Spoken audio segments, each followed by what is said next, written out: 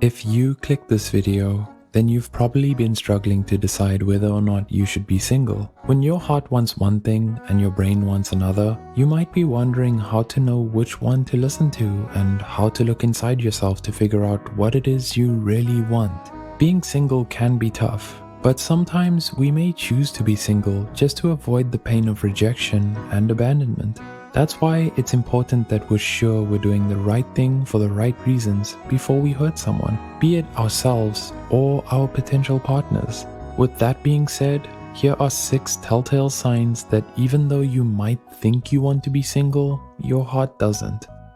Conflicting emotions. According to psychologist Dr. Bella DePaulo, if you have conflicting emotions about anything, then it's probably because you're afraid to be honest with yourself about what it is you really want, and you're trying to rationalize your way out of it. In this situation, you may find yourself torn between the desire to be single and the desire for emotional attachment. In your heart, you may be craving love and affection, but your mind keeps coming up with reasons why you're better off alone for now. For example, relationships are too complicated, my last relationship ended badly, etc.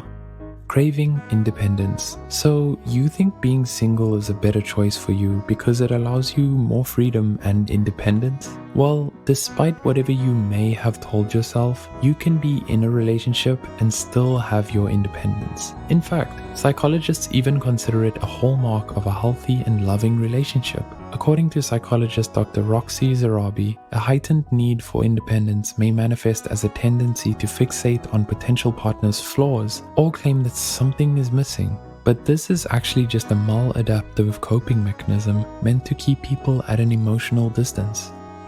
Emotional exhaustion. Another reason you may be struggling with being single is if you view relationships as more emotionally draining than fulfilling, says therapist Dr. Suzanne Lackman. Maybe it comes from past experience or observing the failed relationships of those around you. For example, if your parents were divorced or you have a friend who can't let go of a toxic ex, whatever it may be, it's wrong to overgeneralize these experiences. It's perfectly fine to need time to recharge in between relationships and just focus on ourselves for a change. In fact, it's a good thing. What's not a good thing, however, is if we're using this to disguise the emotional baggage we have about relationships and keep us from working through them. Lack of personal fulfillment. Similar to our last point, you may have convinced yourself that you should be single because your past relationships haven't brought you any personal fulfillment. But the truth is, this may have more to do with you than your relationships, because according to relationship coach Brad Browning, you can be in a loving, flourishing romantic relationship and still be discontented. You may mistakenly believe that personal growth is something you can only attain on your own. But having someone who loves and supports you can make a world of difference because they can inspire you to be a better version of yourself. Desire for exploration. Last but certainly not the least, you may want to be single because you want to focus more on having new experiences, meeting new people, and broadening your horizons.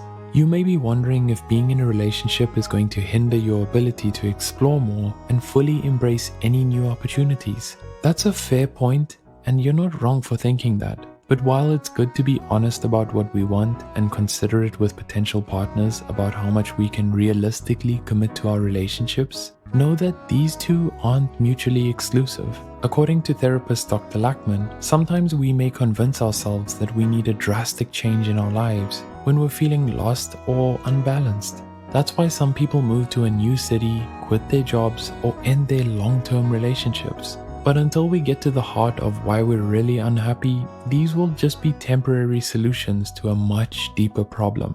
Do you feel like you're out of touch with yourself or losing your sense of identity? Do you lack direction and purpose in your life? Remember, it is essential to communicate openly and honestly with both yourself and your potential partners about your feelings and desires.